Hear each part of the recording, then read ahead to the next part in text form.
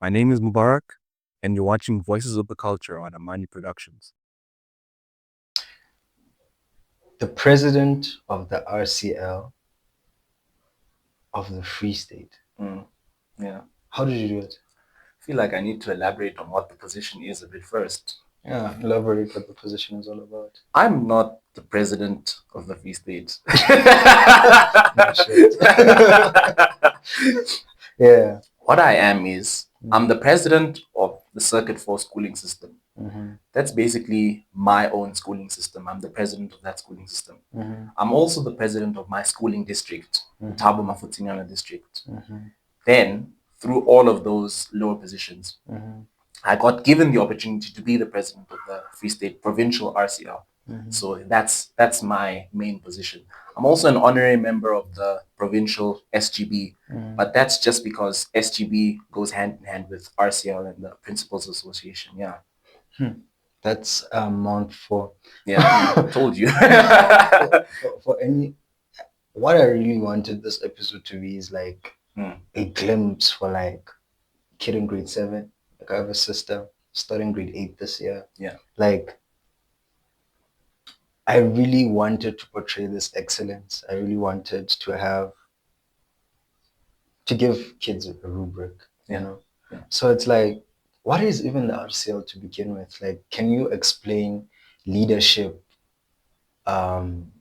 structures all the way down from like a grade 8 student going all the way up, and you know the implications all over of all of these different roles and the responsibilities that come with them, and also what all of these different roles can teach you going into the future, the responsibilities that you can take going into the future, tertiary education and above. I believe we'll talk about that going forward. But for now, I want us to start with structures from the grade 8. What can you say about that? Okay, so you asked what the RCL is. And the RCL is essentially a mandate created by the Department of Education to create learner representation and leadership within a schooling environment, right? What does RCL stand for? RCL, Representative Council of Learners. Okay. It's basically the learner representation and the voices of the learners within these high-level meetings like the SGB meetings, the teacher, the SNP meetings, all of these kinds of things. So when you're looking at the RCL, it's a very long and convoluted structure. And I know because I've had to explain it to a lot of people. People don't understand what my role is, how my role comes about.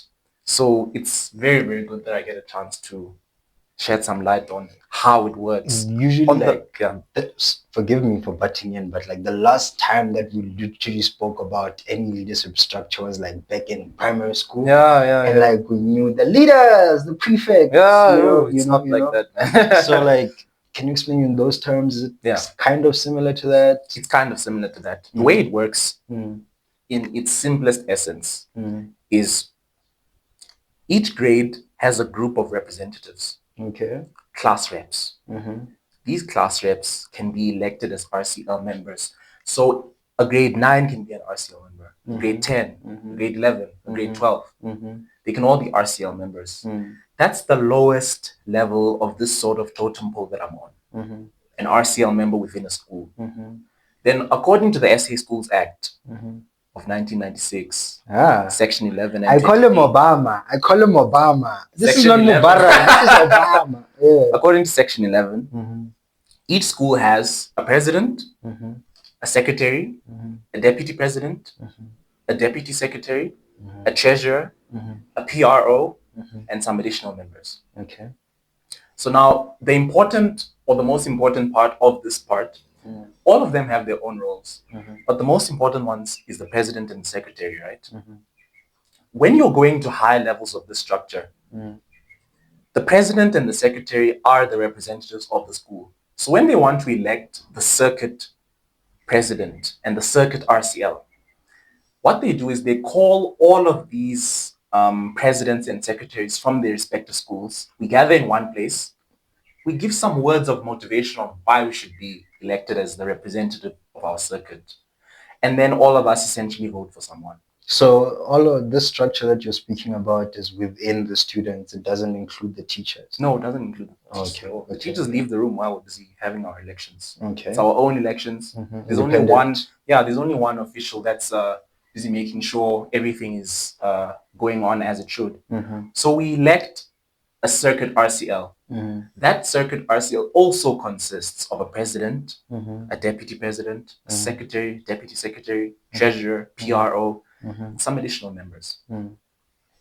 Now, it just keeps going on and on like that. For example, the president and the secretary of a circuit will be called to the district election, the district RCL election. So a circuit, what does that Circuit is encompass? essentially a town. Okay, A town. All the schools So- within a town. So you guys, when it came to you, Yeah. when you became the circuit president, right? Yeah. That was you competing with other schools in our town. Yes, which in is our town. Magalaneng, Yeah. Kloklisong, Kings. Yeah. Is there any school I'm missing? It's also Kloklan. Circuit 4 also includes Kloklan. Klokolan. Yeah. So our circuit also includes Klokolan. So you kind of, how many schools is that in total? Close to 7 schools. Yeah, about 7 schools, yeah. That you came on top of to Yeah. become the president of. Yeah. Okay, cool. So now when we have the circuit officials, the president and the secretary of the circuit, now they go to the district RCL election. Which is Thabo Mofutanyane. Thabo Mofutanyane, Cool. the district. Now all of these presidents and secretaries of all the different circuits, there's about 12 circuits. 12 circuits in our district, yeah. Okay. All of them gather in a hall. And now we're essentially choosing our district representatives. So that's the exact same situation whereby you come forward, you tell them why you think that you have what it takes to lead the district. We converse a bit, we get to ask a few questions, and then we vote. Then I also came on top of that. Now, later on in the year, it was time for the provincial RCL meetup. This took place in, I think, Paris, somewhere up in the Free State, around the border of KZN and the Free State. So now when we went for this, it was a huge event whereby the presidents, the secretaries of each district Meaning came together. you became the president of the district. Yes. You became the president of the circuit. Yes. And then you became the president of the district. Yeah. Then now. Yes, now we go to this provincial. This big conglomerate of an event. So now when we got to this thing, it was not only the president and the secretary of each district. It was the president and the secretary of each circuit within each district. Okay, so it makes it really huge. It was really huge. There were about 100, 150 people there. Tons of people. Now in this event, the Department of Education basically engaged us and started teaching us what we need to know as leaders. They were teaching us about sexual education. They were teaching us about dealing with bullying within a schooling environment, all of these different things. And we got to break into panels, discuss all of these things. It was a large event. Now, on the second day of that event, they pulled the presidents of each district into a room. And we had an election. And that was, I would say, it's very, very close to what a national election would look like. They were taking it very, very seriously. The official that was in charge of it, I mean, it was a situation where you go to your voting station, you cast a vote, you put your ballot into a box, a separate person comes in and evaluates it. The person who's evaluating it can't even be in the room while they're casting the votes. They took it very seriously. And from that, the provincial RCL was elected and I was chosen as the president of that. Wow. Yeah.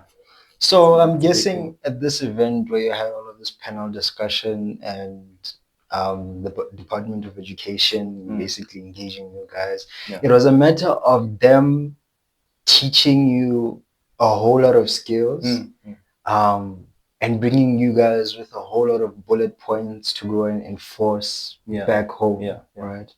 Now, tell me about the mindset that you're in. You just won the presidency.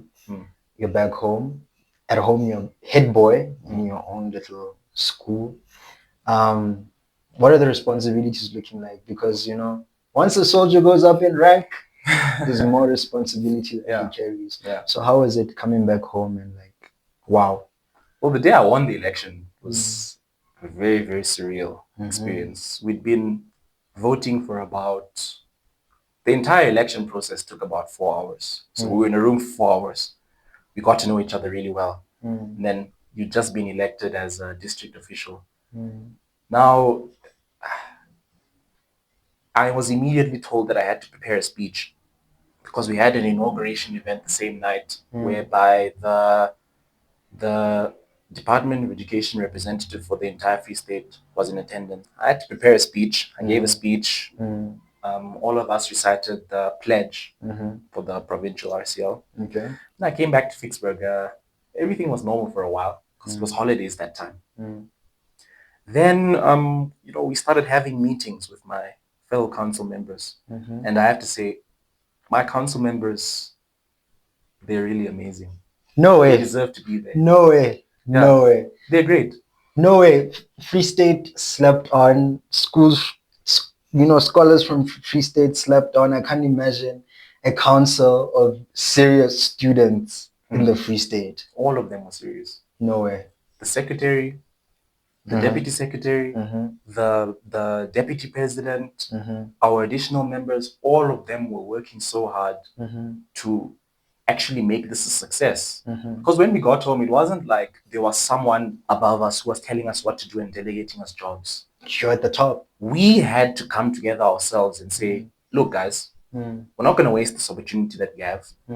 Let's schedule that every single Sunday at 6 o'clock, we're going to have a meeting and we're going to discuss what we're going to do for that week. We're going to allocate jobs. We're going to reach out to companies. We're going to use our influence to make a difference within the schooling complex, right? And it just came together very, very well. So we had our first meetings, decided what we want to do. And I feel like we achieved almost everything that we set our minds to.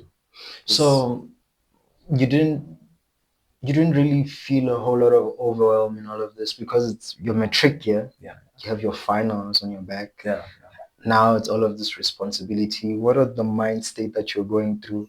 Also, you say all of the kids that you're meeting. This is circuits, districts, kids from different backgrounds.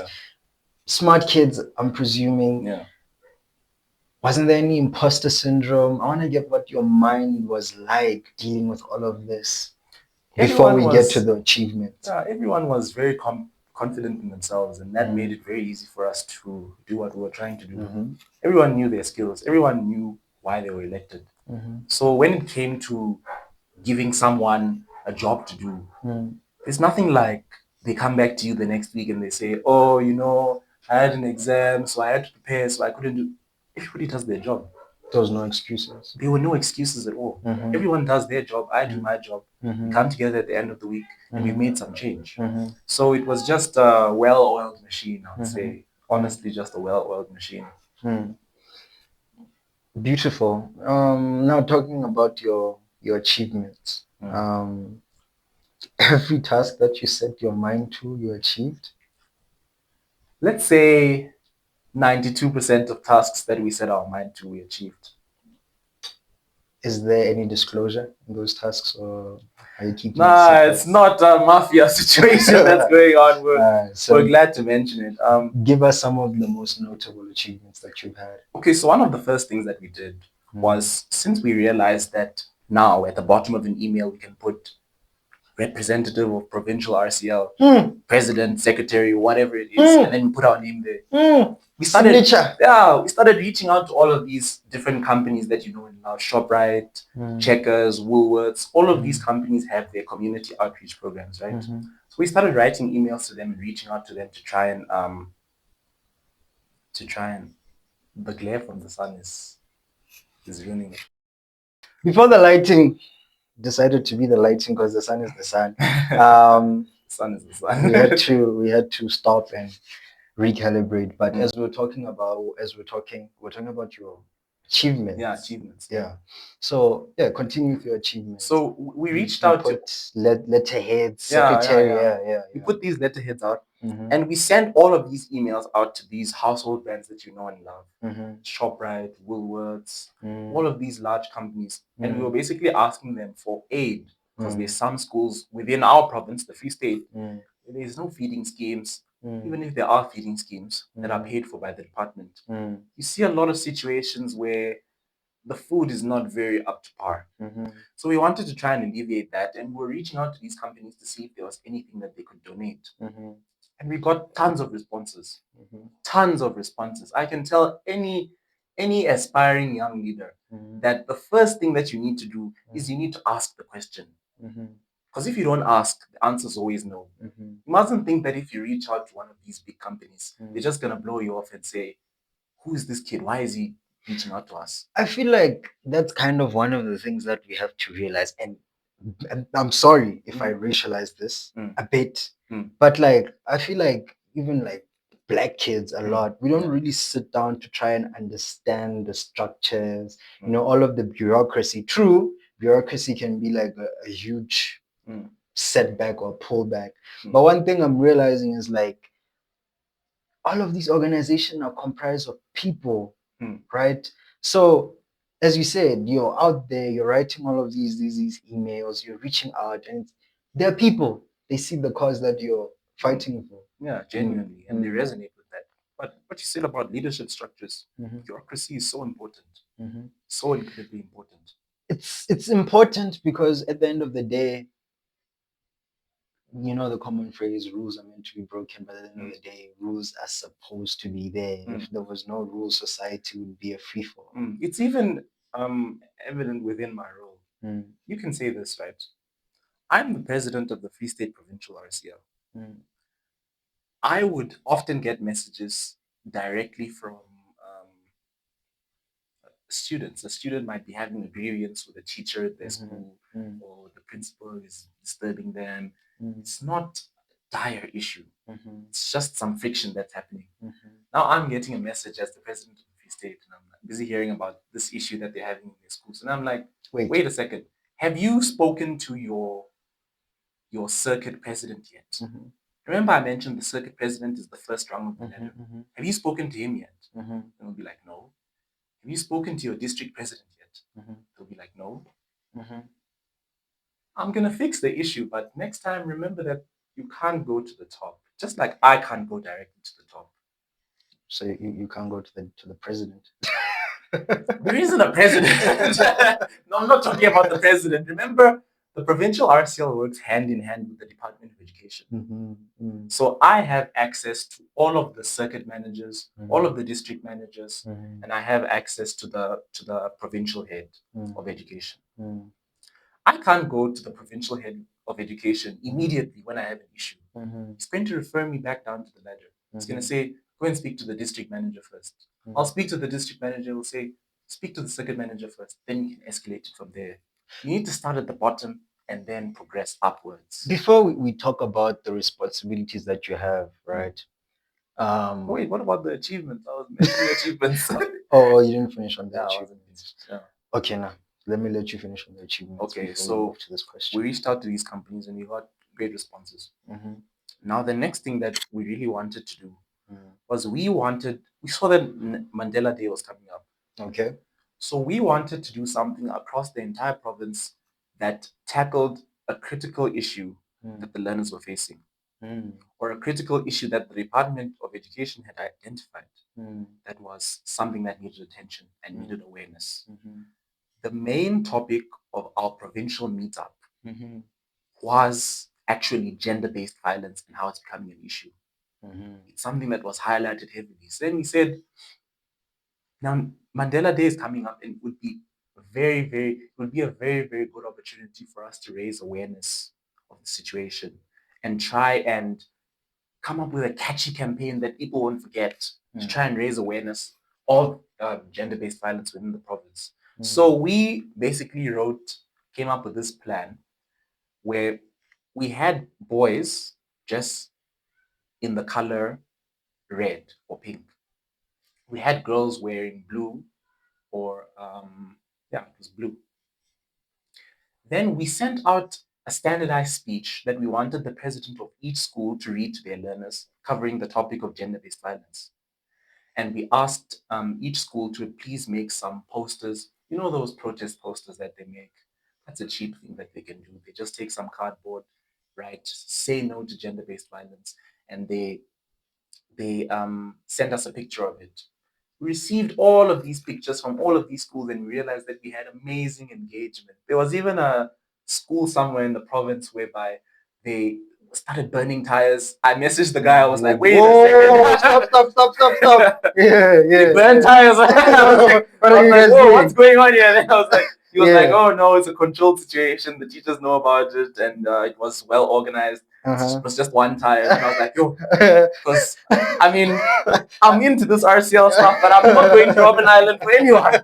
I'm not going to Robben Island, bro. On Mandela Day, I'm not going to Robben Island. Yeah, but we got a lot of engagement, a lot of pictures. I sent all the pictures to the district officials and the provincial officials. They were over the moon about it. Now, another thing that we were able to do is we realized that there's a gap in the education system in South Africa. Oh. Did you know that almost every school in the province, let me talk about the province now. Okay. Every school in the province has internet. Like Wi-Fi. They have Wi-Fi. Like every school has Wi-Fi. Every school has Wi-Fi. Nah, you're kidding. You're kidding. Every school has Wi-Fi. You're kidding. I refuse to believe it. Any school that you can think of most likely has Wi-Fi. No. You might be using it only in the administration building. Uh-huh. You might be only using it in the computer lab, for example. But they have Wi-Fi. So then we said, why don't we take advantage of this and create something like webinars whereby learners can get some sort of extra supplementary information to their curriculum, right? So now we reached out to EduVoice. Like I said earlier, if you don't ask, the answer is always no. I emailed EduVoice and I was like, so EduVoice, I've seen that you've been making a lot of webinars, a lot of podcasts, a lot of things, material for the students in the provinces. So why don't you collaborate with us as the provincial RCL? You make us these study method workshops, these stress management workshops, these time management workshops. You make us these, and we make sure that each and every school gives learners access to it. So now you're gaining exposure as a for-profit learning institution, and we are gaining the benefit of our learners. No money needs to exchange hands. It's a clear-cut deal. They loved it. Wow. They loved it, and it's going to go into implication this year. It's just a simple solution that ended up working out so well. There's a bunch of other stuff that we did as well, but for the sake of very time, successful year. For the saving of time, that was. I can speak for 1 hour. Give yourself a pat on the back that you deserve. Yes, sir. Man, my counsel and me. You worked very hard. All of us worked very hard. Everyone knew their role. It's beautiful, man. But getting back on the question that I had, and I'm happy that you answered that question because, and before I even move on to the next one, I'm sorry, I'm blown away. But how did you guys come up with the ideas? Well, when we're having these meetings I mentioned, it really was just a brainstorming session. So one person would come up with an idea. They'd be like, let me give you an example of this Mandela Day, gender-based violence awareness. One person came and said, okay, why don't we do, you know, those little totems that people wear, like a bright orange thing to symbolize, I'm not sure of them, a bright red one to symbolize cancer. The pink one, breast cancer. Those. Why don't we do something like that? Someone suggested that. And someone else was like, no, that's a bit small. We need something that has impact. So another person said, okay, why don't boys dress as girls and girls dress as boys? So I was like, no, you know, the SGBs won't approve of that. Now it's going to get into this whole LGBTQ chat. It's going to become a problem. So then as a medium to this, as a compromise, why don't we say the boys wear red, the girls wear blue? That's the same as a cross-dress, essentially. It's raising the same message. It was really just these brainstorming sessions that we were having, and we got a lot of amazing solutions out of it. I have to give all the props to my council. My council was amazing. Wow. Okay, now coming back to you spoke about bureaucracy, and you said that you love bureaucracy, Yeah. and you kind of changed my perception when it comes to the line or the chain of leadership. Because one of the things with me, it's like I never really. I'm the sort of guy who likes to lead. I like to go ahead, even in my driving. I like to be ahead of the train. You get. I hate being the guy who is sub another person. Yeah. You got. Yeah. And I was just thinking about this as you spoke, and I'm like, but it makes sense now because if I'm the circuit president and I'm not the provincial president, it doesn't necessarily mean that I have no impact. I am still, House of Cards. I'm the bottom deck, and I'm still important. Without me, this whole thing wouldn't be standing. Exactly. So, like, coming into like the different levels of responsibilities, like as I said, I wanted this video to be something that grade 8-year-old can like look at and kind of contextualize these leadership structures. And I believe you did a brilliant job of doing it so far. Yeah. I'll give it to you, a good teacher. I want to understand circuit leader, right? Which is the lowest after your school RCL. Yeah, after your school RCL, yeah. What are the responsibilities they have? And then what is the responsibilities a district president has? And what the responsibilities a provincial president has? Okay, so you're going to end up in a lot of situations where you're speaking at the department's keynote events. Yeah. There will be, say for instance, there's a Heritage Day event. We need someone to speak there. They need the voice of the learners to be included. Now, RCL, Representative Council of Learners, we have to represent. Cool. So now, a circuit president is going to be the one who's busy giving these speeches at the department events. Now, what you also have to be doing as a circuit president is, if there is an issue within schools in your town, schools in your circuit, you have to follow up on that. You have to use this chain of command that you have now access to make a difference and make a reform to that. So you as the circuit president might not be able to walk into a school and say, hey, what are you doing? You're not allowed to. Say, for instance, there's corporal punishment going on in the school. You as the circuit president might not have the power to go into a school and say, hey, wait a second, you're not allowed to be beating kids here. Stop that. That's against the SA Schools Act. But you can report on it. You can report on it. You can report it to your district president. The district president might report it to the provincial president, to me. Now this comes to my desk and I'm like, okay, so then I write an email. Like, according to this section of the SA Schools Act, this, and this, you're not allowed to beat your kids. This is not allowed. If you continue, I'll be forced to report this to your circuit president, to your circuit head, your district head, and if no follow-up is given, to the provincial coordinator. And then I send out this email and I sign it, provincial RCL president. And that stops the issue in its tracks. So it's all about identifying issues and sending it up the command chain. It's all about that. It's really representation of learners. That's the meat and bones of it. You're representing your fellow learners who might not have their own voices that they can use or would be valid within the system. Wow. Crazy. Crazy. But moving away from the serious stuff, I guess this is still a serious question. Everything is serious. Talking about Culture Day. Culture Day. Was it Heritage Day? Yeah. You represented Vicksburg High, Heritage Day. I believe I saw you somewhere having a shake with Gayton McKenzie. Yeah. Wow. The deputy president as well. Deputy president as well. Yeah. Wow. You know what? Before I get into the formalities of it and the more profound questions, how was it? Tell me about the energy that you had. The speech. I believe you had a speech. No, it wasn't. It was a small thing. Our school was doing the preamble to the Constitution. Okay. That was our job. Okay. The whole thing was just a very, very surreal experience. I, as the president of the Free State within my town, I was the first student that the Department of Education communicated with and said, look, we're going to have the Heritage Day event in your town. Come here, let's have a meeting. So then I arrive at the place and there's some people there. We're busy having a meeting. They're like, Mubarak, the president is coming to Vicksburg. Then I said, but I'm already in Vicksburg. He's like, no, the president of the country is coming to Vicksburg. Like, And I okay. said, no, speak the truth to me. Please don't lie. He said, I'm telling you, the president is coming to Vicksburg.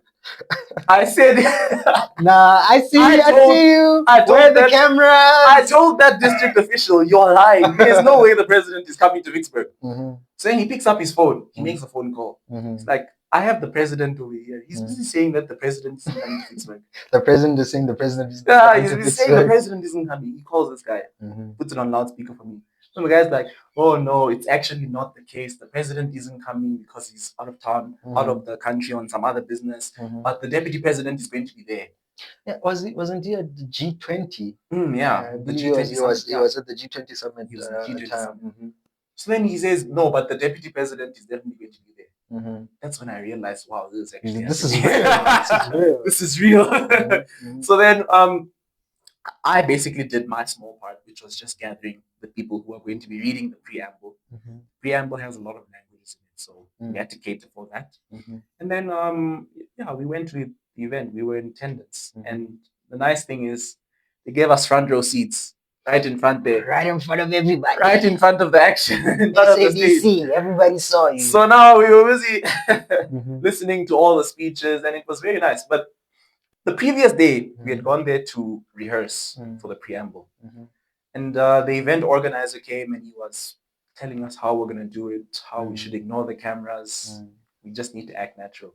I pulled him aside when we were finished and I was like, in exchange for us doing this, we want a meet and greet with Gayton McKenzie and the deputy president.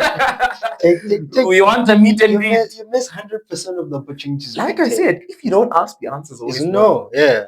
So, true to his word, on the day, we're busy watching the Heritage Day performances on stage. And the guy comes to us and he's like, come, they're going to meet you now. We walk into a tent. There is standing Gayton McKenzie. And for people who might not have met political figures, me too, I was kind of like, when I meet him, I'm not going to be that impressed. There's no way I'm going to get starstruck. He's just a human being like us. It's the same. You walk into the tent, it's a different story. It's a different story.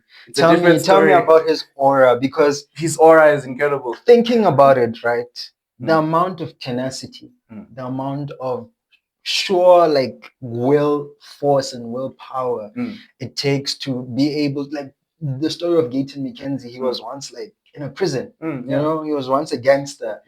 Having that moment of turning his entire life around. Like, I'm somebody who has experienced significant failure in my life, and rebranding myself to be something completely different, something in the light, someone changed, you know. It's hard. Yeah, it's hard. So being this person with a huge amount of willpower, reaching this and becoming this, you know, face of a political party, thousands of people, a percentage in South Africa population. Like, how is it meeting that man? I can only imagine. It's the absolute definition of when you fail, you mustn't fail backwards, you must fail forwards. Okay. Gayton McKenzie failed forward until he got to the top. Okay. And when you meet him in person, a lot of the times you see someone on a screen and you just know in your heart that if you meet this person in real life, he's not going to be the same. He's not going to be as bubbly. He's not going to... With him, what you see on the screen is exactly what you're seeing when you see him in real life. Really? Yeah. We walked into the tent. We greeted him. We shook his hand. I almost forgot my name. I greeted him. I was like, hey, my name is Mubarak. My name is Mubarak. I shook his hand. Then funny thing that happened, the person after me, she shook his hand, she introduced herself. She was like, hi, I'm... And he's like, hi, I'm Gayton McKenzie. And I was like, wow, who would have thought? Who would have thought? So he was just an amazing person. He gave us such a motivational speech. He pulled us and he really, really motivated us and told us that in life, People will tell you that you can't achieve what you want to achieve. But you need to ignore those people and you need to do what feels right in your heart. And that resonated with all of us. We were getting these words of encouragement from Gayton McKenzie, someone who seemed so far out of our league. And then when I got my wits back about me, I realized, wait, this is a very, very good opportunity for me to raise an issue. So I went to him. Hey, President, you always have to reach. You're always thinking. Every chance has to be taken. Again. Every opportunity has to be taken. So I'm already in the tent. So then after we had done our little meet and greet, we took some selfies. I was very, very accommodating with the selfies. Took some pictures. I spoke to him and I was like, Mr. Gayton, we're having a very, very big issue in our province. Meanwhile, your nerves are here. You just met this larger than life person. No, once I got my wits back, I was like, okay, wait. Let's get on the serious stuff. There's a very big issue that we're having in our province. What we're finding a lot of the time, and I'm bringing this to you since you're the Minister of Sports and Culture, is what we're seeing is schools are taking funds the department has set out to them for sports and for extracurricular activities. And instead of them providing those sports and extracurricular activities to their learners, they're using this money and they're essentially dissolving it into the school's funds and using it for other purposes. So you find so many schools in the province, no sports, no, not even soccer, no rugby, no, nothing at all. They just left their entire school day is academics, academics, academics, academics. They go to school at 7 o'clock in the morning. They leave at 5 o'clock in the afternoon. Classes the entire day, and it just repeats. So I told him, this is such a big issue. The schools are misappropriating these funds. Could you please do something? And we had a short conversation, and he mentioned that it is on his radar. So then I've done my job. I gave it to him, and I put it on his radar. I brought it to the top structure. So that's enough. No bureaucracy. He took it. And I'm really looking forward to what he's going to do with that. You know, it was, It's beautiful. You're kind of giving us a different light, which I appreciate, especially the bureaucracy thing. Because one thing about me is I remember I was once with somebody at a communal meet, right? So I remember, I think it's the deputy mayor of our town was having a little communal meeting. And I found it so interesting. I wanted to go there and understand, how do community members give their concerns? What are the fights? How is it that this deputy mayor mediates this? What are the answers? How does she play around with this? And the person who I was standing with was so not interested in that. And I remember also at Heritage Day, I remember I was so keen on listening to the deputy president's speech and hear everything that he was going to speak about. And the person who I was with was so not interested. They were blabbing in my ear, and I was so frustrated. And I think these conversations are really important because it's we have to spread within our society that, guys, these structures are important. You need to understand civil service. Yeah, the thing is, James, say for instance, you're the president of our country. I'm not talking about RCL presidents. I can imagine. My family. Say for instance, you're the president of the country. I can't come to you now and, for example, tell you I don't have a fridge in my house. On the one hand, it would be. On the one hand, somebody did that. On the one hand, it would be financially simple for me to take care of that, for you to take care of that as the president. But on the other hand, it's not going to make sense from a political and logic standpoint. That's something you might bring to your local mayor or your local ward councillor. You can't go to the president with something like that. If I give you a fridge, who else am I giving? A fridge? You're going to be giving the whole country fridges now. You get a fridge, you get a fridge, you get a fridge. You're going to end up in a situation. And these structures are so important to really change the focus of it. Because I've also experienced this myself.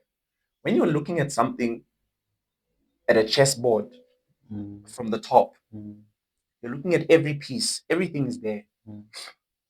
You can't imagine the individual experience of the pawn Mm. in one of the cells. Mm. So it's very important that the circuit or the circuit representative or whatever he's looking at it from a perspective of this is his reality. This is everything that I know. And my issues have to be reported. And that's what makes it so powerful, the change of perspective. That change of perspective is very essential. Mm. What do you think about that? I believe it is. I believe it, and I've always been an advocate for that. It's kind of like most of the times I would probably take myself as a snobbish Kasi kid. It's like, or educated black kid, as I'm usually called. Yeah.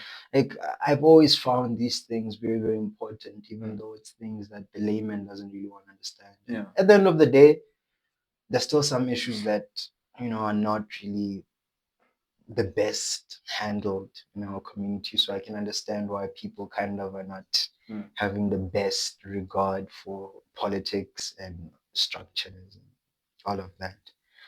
But I'm really interested. When I was in high school, right, however many years that was, decades ago.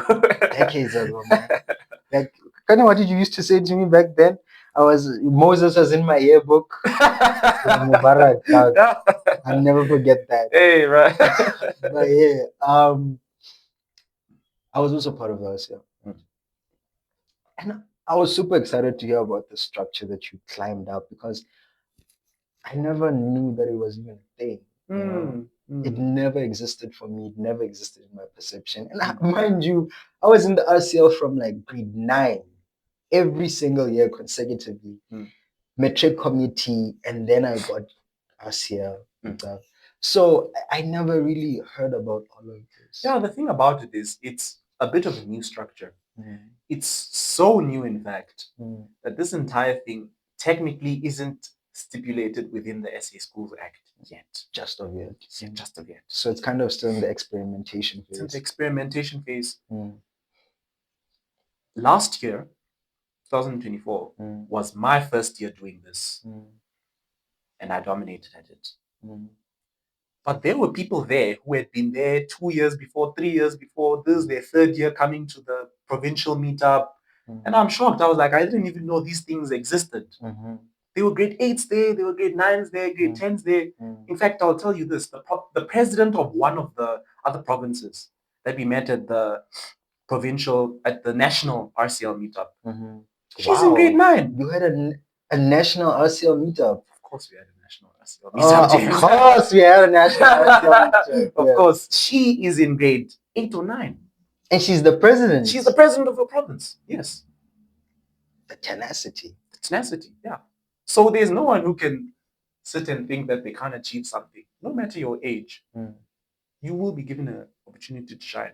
That basically is like democracy in the most open terms. Yeah. There's really no holding back. Yeah, but the reason some schools don't know about it is because it's just eventually it's going to be something that everyone in the province knows about, but it's coming. It's coming. It's a structure that's in development, I think. Okay. And they're doing a very good job of it so far. All right. You met Gayton McKenzie. Yeah. Right? You met the deputy president, got your wits together, took the opportunity. Don't take opportunity to answers now. I love that saying, I'm taking it. Stealing it. Yeah. Now, I want you to tell me about how meeting that person changed your perspective and going up all of these rungs, how all of that changed your perspective. Because you're a high achiever. Yeah. It's not like. And I'm kind of thinking about the psychology of it. Like, you cannot be head boy, right? You cannot be president of whatever if it is that you're not dominating your books, right? You can't have all of this responsibility if you can't even beat like your curriculum responsibility, right? Yeah. So you're a high achiever by nature. Give us that. How is it getting to that high level, right? what are the things that it has opened your mind up to? How has your mind kind of just been? The thing that it's opened my mind to is the fact that opportunities are there to be taken, but you have to be bold enough to take them in the first place. So this mindset of it's a no up until you ask. It's a no until you try. Until you try. That's the number one thing that you got. Not the number one thing that I took. It's just that going up all of these rungs, you go from being the head boy, now you're the president of your circuit, now you're the president of your district, now you're the president of the province, everybody's looking to you. You're in a situation and you're like, wow, if you had come to me last year, I didn't even know that I could achieve these things. I once told you this. In grade 11, in grade 9, I was in the RCL. Grade 10, I was in the RCL. Grade 11, I wasn't. Unfortunately, I didn't make it into the RCL. So if you had come to me at this time last year, you would have found a completely different person. Because I felt slightly like the system had failed me. Then all of a sudden, the next year, I had gone from not being on the RCL at all to being the head boy of my school. I went from being the head boy of my school to the president of my circuit. All of these rungs, up all of them. Then when I was at the top, I realized, wow, this is what can be achieved. And what can I achieve later in life if this is the beginning level? That's why I think the RCL is so powerful within a school. It's showing the students that even though this is a closed, an isolated environment, if you can achieve these things amongst your peers, what can you achieve out in the real world? It's teaching you skills. It's teaching you time management. It's teaching you how to work with people. It's teaching you how to resolve issues and conflict. That is so essential for what you're going to be doing later on in life. It's really, it just taught me that. All of these time management things, people management things, expectation management things. It's amazing. I remember I was once speaking to somebody, right? Oh, somebody, mysterious somebody. Mysterious somebody, I don't want to mention them. And James never mentions his patron. now I'm protecting the confidentiality. And he was like, James, what happened to you? You were better than me. And I'm like, bro, what did I do? What did I do? Yeah. And he was talking about the fact that after high school, I didn't leave. I didn't leave my hometown. It's like, what happened to you? As if it's this huge failure, right? And find these personal reasons attached. And I was like, oh, okay. But one thing that I was like really interested is his demeanor when he said that to me. And I was looking back at his demeanor back in high school. And I was comparing it to my demeanor back in high school. And I was like, because we're not necessarily very close. However, Jimmy was just somebody who was known by everybody. I wasn't too confident, but I tried here and there to like engage with people. Yeah. And as you're speaking about all of this, one of the things that I'm trying to do is like put myself in the shoes of a kid who is like in Buitumelo.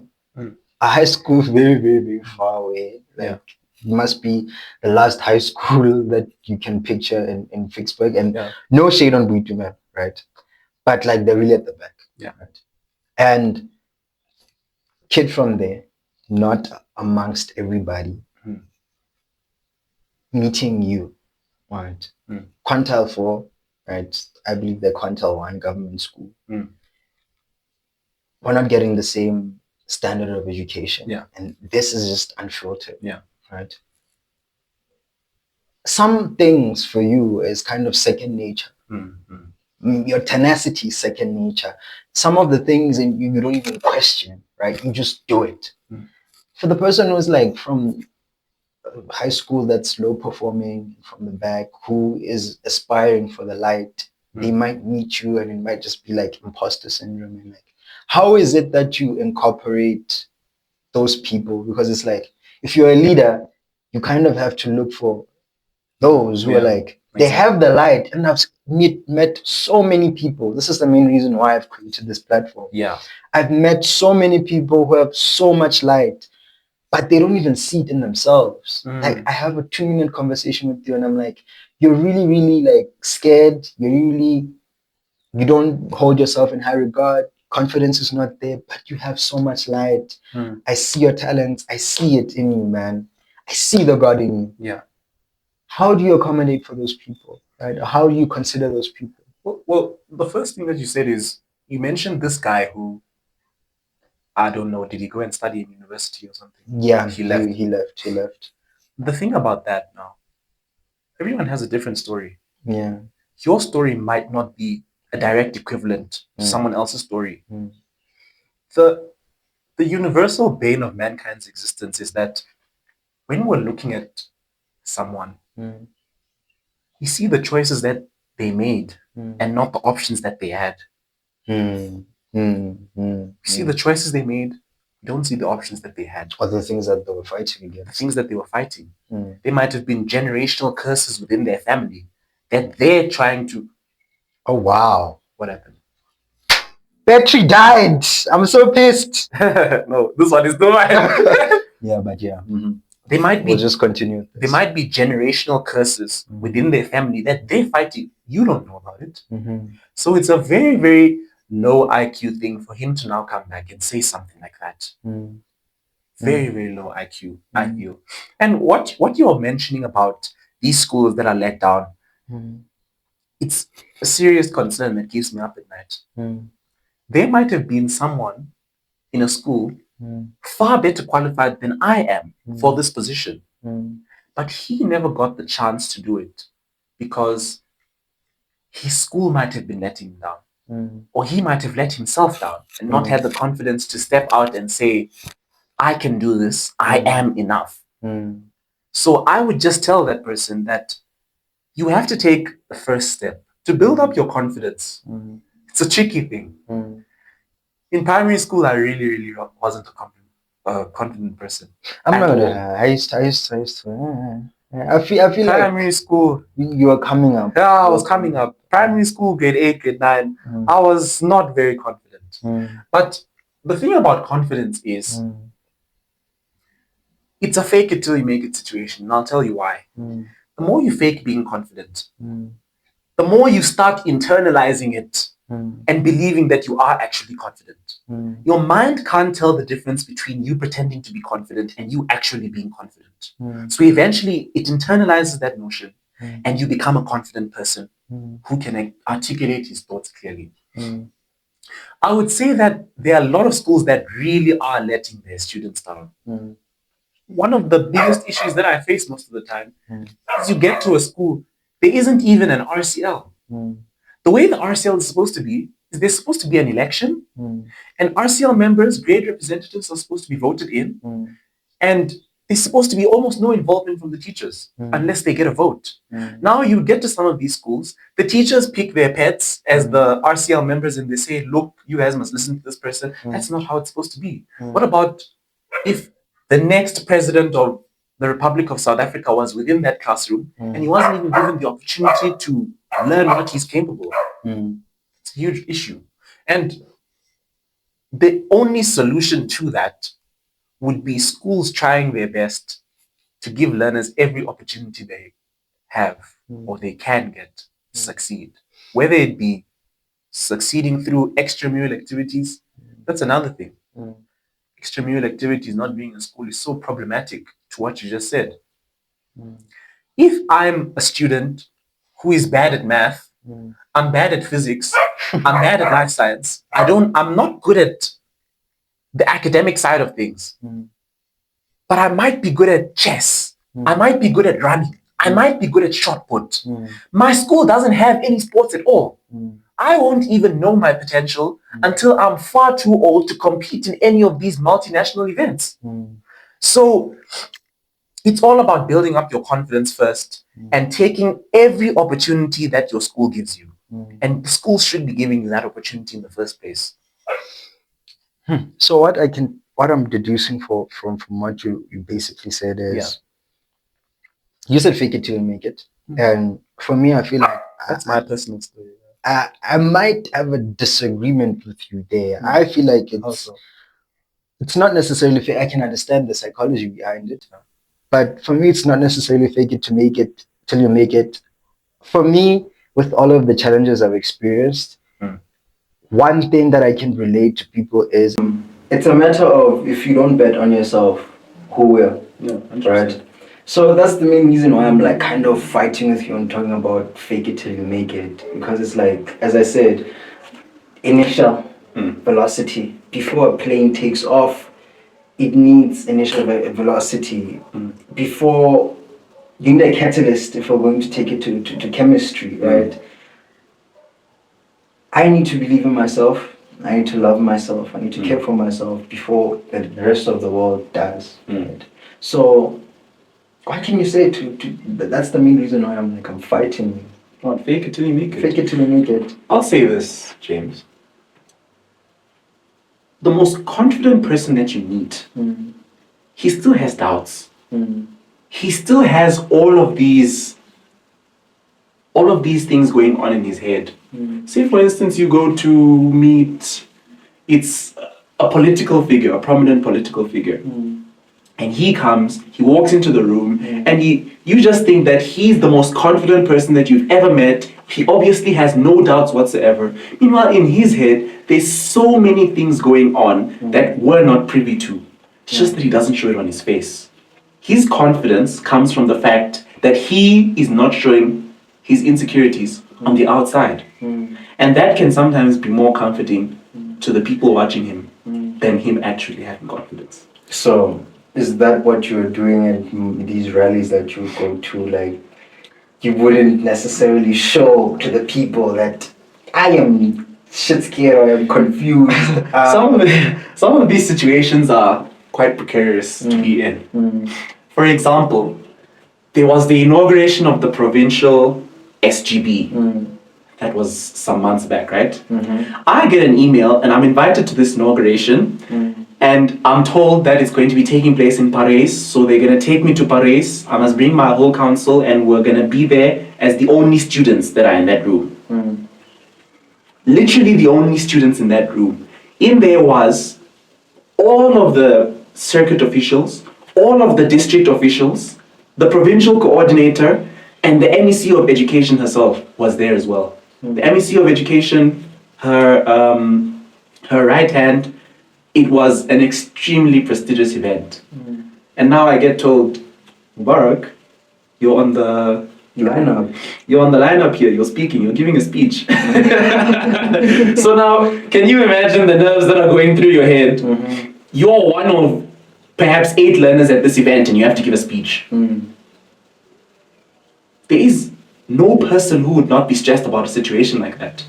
But you need to portray confidence and you need to walk up there and you need to act like these people are your peers. They're on the same level as you, even though they might not be. That's the most important thing. And the speech went amazingly well. Amazingly well. I feel like it kind of goes back to that point of yours that one of the presidents of a province, RCL president, was a grade 9. Yeah, grade 9. So I feel like age is just a number. Age is just a number. At the end of the day, it's your tenacity, it's your intelligence, it's how much you want it. It's your willingness to put yourself out there. Wow. As people, it can seem hard to put yourself out there because there's always that risk of rejection. And how will you as a person pick up the pieces afterwards? If you put yourself out there, your true self, your original self out there, and it's rejected by the masses, there's nothing you can do after that. And that's why people shy away so badly from the limelight or public situations. That's why they struggle with confidence. It's because they're trying to put on some kind of a face that everyone is gonna love. Just be yourself. You'll find that confidence that you're looking for. Anyone. Just be authentic. Be authentic. And talking about that, one of the problems that especially right now, as I said, some people that I've met, really talented people, amazing people, super intelligent, right? But they just don't have that self-belief. They don't have that mindset. They don't have that narrative that I can do it too, right? And I feel like that's something that I've been struggling with for a really long time. Yeah. Reaching this point of just saying it is what it is. I'm just gonna do it. I'm just gonna be me. I don't care how I appear in front of the camera. Yeah. I'm not trying to be flashy. I'm not here for the clothes that I'm wearing. I'm not here for my accent. I'm here to give you value. But James, think about this, right? Mm-hmm. You're a very talented individual. Mm-hmm. You understand how these cameras work. You understand editing. You're a talented individual. So if someone were to come to you with an opportunity to do something like this on a larger scale, are you going to now say, oh no, I'm not at that level yet, but my friend over there is, he can go, just go ask him, he'll be able I'm to going help in. you. You're going in, right? Mm-hmm. That's more important than confidence. You believing in your own heart that you're the best person for the job. And if you do not believe in yourself, You won't. who will? Who's going to believe in you? Who is going to believe in you? Because at the end of the day, some of the thoughts that you relay, or you cannot relay 100% of the things that happen in your head. You're the person who has to take the ideas that are in your head and translate them into material. Yeah. Right. But to end it off, because we had a very long, beautiful conversation, and I feel like we've spoken about almost everything under the sun Yeah. in regards to like leadership and paving a way, tenacity, everything. Tell us about the personal, right? Fill us in on the personal. Who's Mubarak? You know Hassan Minaj? Hassan Minaj always says, I am 80% hip hop and 10% hair products. So, who is Mubarak? What does he love to do? Tell us about your personal life. Not too deep, but just enough for us to know more than we know about you. You're springing a very, very profound question. Why does the philosophical question have to come at the end? We have turned it off one way or another. No, Mubarak is just a person who, I can say this about myself. When I'm in a room full of 100 or 200 people that I need to inspire, I need to motivate, or I need to give a speech to, that is when I'm at the pinnacle of my performance. That's the moment when I'm confident, when I have no doubts about myself, when I believe that I'm the best person for the job. Remember what I said earlier, the best person for the job. Mubarak likes large groups. Mubarak does not like small groups. Ouch. Mubarak does not like... So this is not enough. This is not enough. I need more people. I need...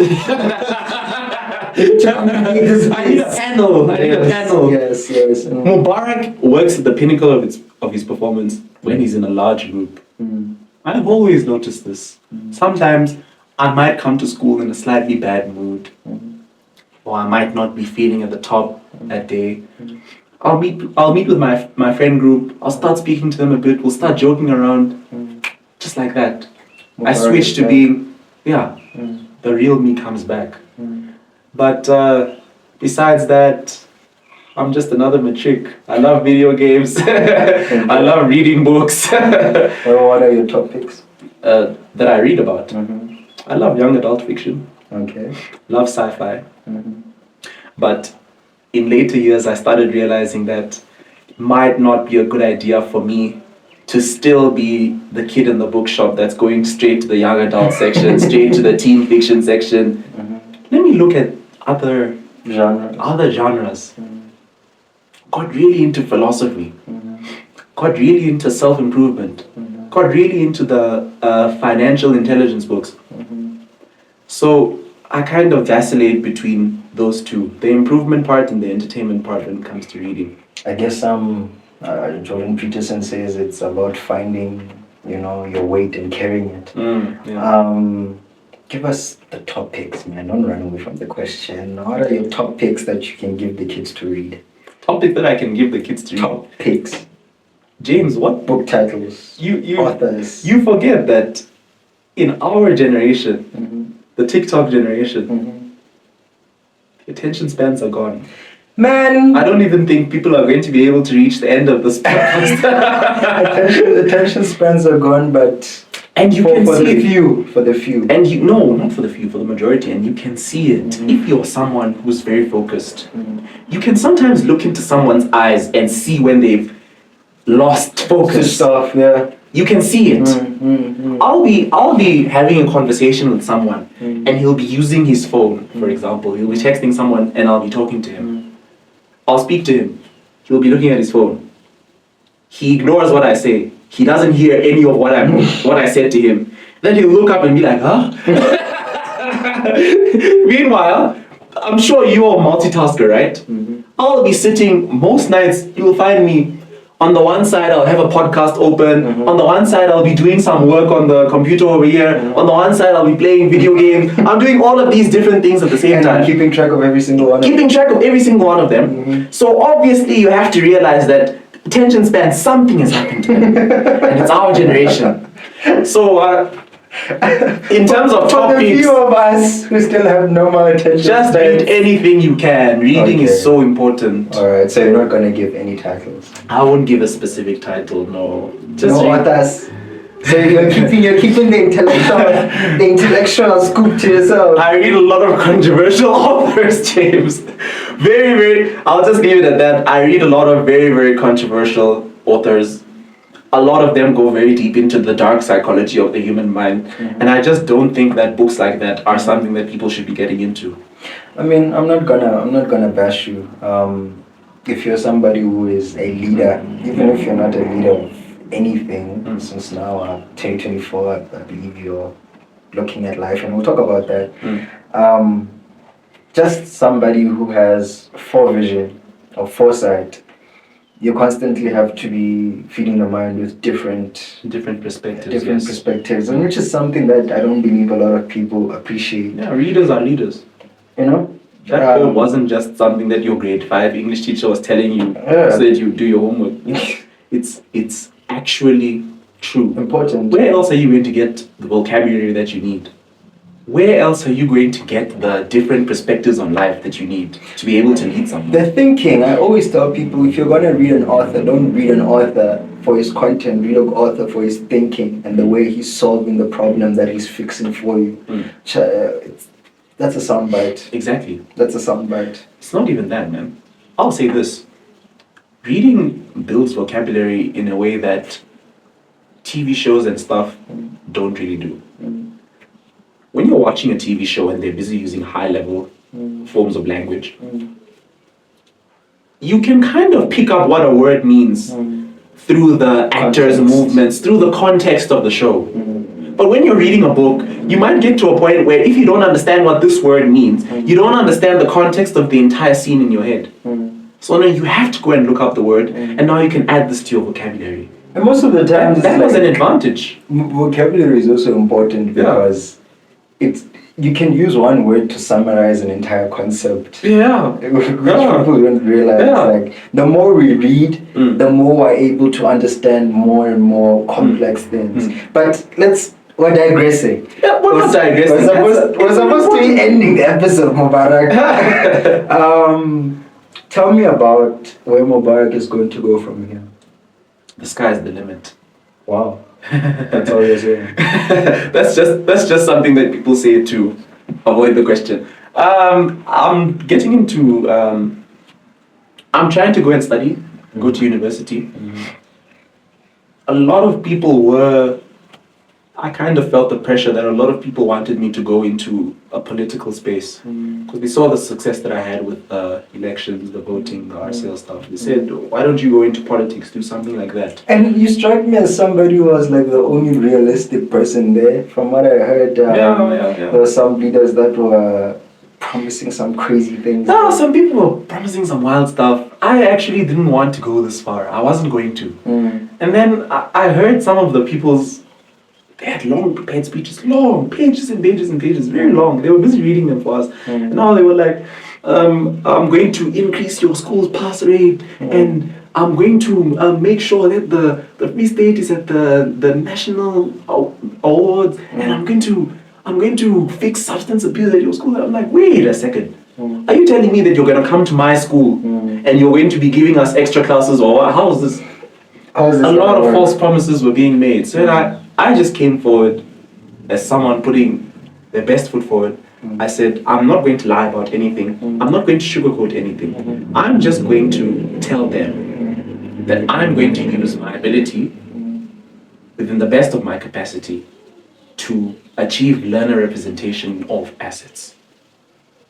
So you're telling me that mind is not going to go into politics? Politics is not about being smart or having a mind for it. Remember, we're in an isolated environment. The RCL is very much isolated. In a political environment, in the real world, it's not all about politics. I feel like if I might go into a political situation, you see my ideology now, my ideology of honesty, of making myself an open book. If I go into a political landscape, I might not come out the same person that I was when I went in. Which is something that you're afraid of. That's what I'm afraid of. I don't want to lose myself. I don't want to lose who I am. Crazy, because even if you go into corporate, this politics that exists in, civil service still exists in corporate. That's still something that I have to figure out. But yeah, but what I'm mainly trying to do is I'm trying to get into a STEM degree. I'll study that and see how it goes. I would really love to see you start your own thing, I'm not gonna lie. But I'm very entrepreneurial minded. Very, very entrepreneurial minded. But to start a business, you need capital. Man, I'm sure it would be super easy for you to get opportunities, investors. You believe I would give you my money. I'm not gonna lie. Guys, We'll talk about that after the podcast. It has been Voices of the Culture, the first episode for 2025. Hey, why are you looking at Mubarak? Look at me. First episode for 2025. Really happy to have you guys on. Mubarak has been wow. Blown away. So tune in again for the next one. I'm gonna give you another amazing guest. And yeah, Amani Productions, James Amani is out. Let's get it.